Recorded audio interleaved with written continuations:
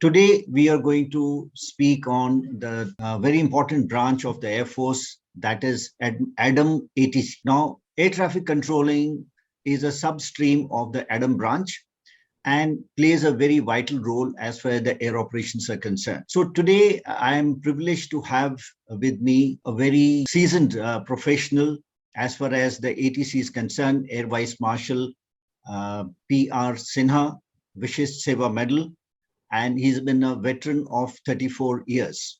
So with this, I welcome you on behalf of my own self and on behalf of the various aspirants. It's such a great pleasure connecting with you people, and Jahend to everyone.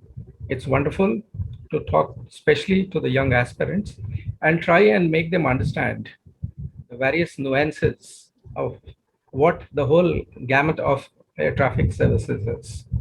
So we will tell you as we proceed further regarding this particular very, very special branch, very, very special substream, so to say, of the administrative branch of Indian Air Force as we proceed further. Thank you, sir. So if I might start by asking you, what was it that motivated you to join the Air Force and ATC as such? My joining Indian Air Force was basically dictated by the fact, that none of the family members, as far as we were concerned, had ever looked towards the armed forces. And as was the case at that time, as a young college student, when I was at St. Xavier's College, Ranchi, we realized that there is tremendous amount of potential with the Indian Armed Forces, and it will be worthwhile. Quite a few of our friends at that point of time joined the armed forces. Quite a few went for the civil services. Ours was a very, very prestigious college. And if I remember correctly, maybe close to 50 guys currently or were in service with IAS, IPS, allied services, as well as armed forces. So there is where, during our discussions, we realized that armed forces has tremendous potential. And very obviously, as far as I was concerned, looking at the sky, seeing the aeroplanes flying, it really intrigued me. And I wanted to be a part of the Indian Air Force, of the armed forces. That's how, my inclination started towards trying to gather information in order to join the Indian Air Force. Right. So did you have any idea as to what exactly is air traffic controlling, and will you be getting into the air traffic controlling? Did you have any idea at that time? Actually, to tell you a matter of fact, absolutely not. Because when we were doing our admin branch training, which is a one-year training for all ADAM branch aspirants. That is the time we were given a little bit of exposure, because fortunately in the same building, the GTOT faculty itself, the ground duty officers training faculty, on the first floor of that building was the ATC officers training establishment, the establishment where ATC training was imparted. And we used to get a peek once in a while in that faculty. Their instructors also used to come once in a while. And we, from our instructors also, they used to tell us about what is happening next door. And we found, very intriguing, as a matter of fact. There were many facets of air traffic services, air traffic control, actually. It was predominantly called. Now it has, achieved a rather larger connotation in terms of air traffic services. Control is a part of it.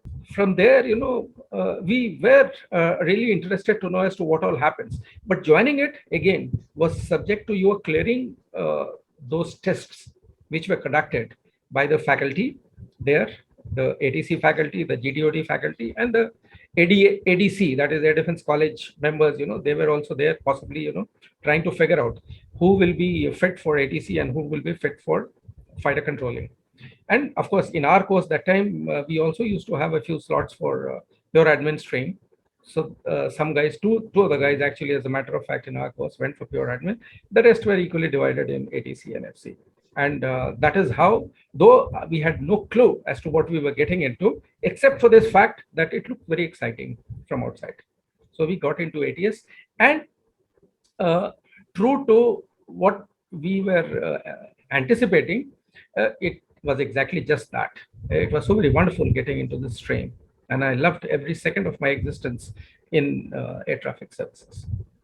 Okay, so thanks for that input, and I'm sure these kind of stories are not very uncommon to hear. And the other day, I was talking to a Marshal Rana, who's been a fighter controller, and he had a similar story to say that we really didn't have any clue as to what is fighter controlling or what is air traffic controlling. But yeah, as luck would have it, landed up in a beautiful profession. So, for the benefit of the aspirants, if you could briefly explain to a layman as to what is the role of air traffic services, as you rightly said now. But when we're talking about the Air Force, we're talking about the air traffic controlling as a substream of the ADAM branch. So, if we say right from the startup till the time an aircraft lands, that is startup, taxi, takeoff, en route flying, landing. If you could just take us through what procedure, what is the role of air traffic controller?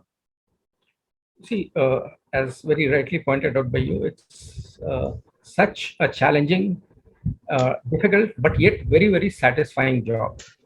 Because the whole gamut of operation of an aircraft starts with air traffic control. The aircraft starts off by seeking permission to start, because that is also governed by the number of aircraft operating at that point of time at that particular aerodrome. There are various types of operating surfaces at any given aerodrome. The one which is the main one from where the aircraft lands, takes off, is called the runway. The other operating surfaces which are connecting the runway to the place where the aircraft is parked, they are known as taxiways. And the place where the aircraft is parked is known as the dispersal or aprons. So the whole gamut of this operations, starting from apron, entering to the taxiway, and then getting onto the runway, and thereafter taking off.